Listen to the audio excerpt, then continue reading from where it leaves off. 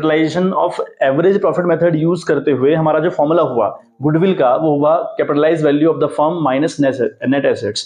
ये हमारा फॉर्मूला होता है। अभी जो capitalize value of the firm है वो निकलती है average profit into 100 upon NRR करके, यानी नॉर्मल रेट ऑफ रिटर्न करके।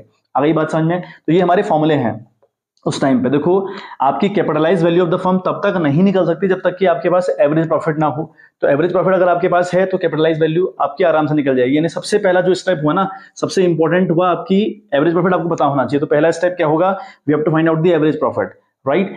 फिर अगर हम देखें एवरेज प्रॉफिट अगर हमारे पास आ जाएगा तो आराम से कैपिटलाइज वैल्यू निकल आएगी, ठीक है। तो सेकंड स्टेप हुआ कैपिटलाइज वैल्यू, ठीक बात।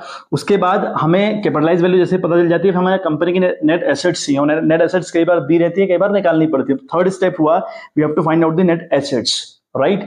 और चौथा स्टेप हमारा होगा हम capitalize value of the firm minus net assets करेंगे, तब जाके गुडविल निकलेगी।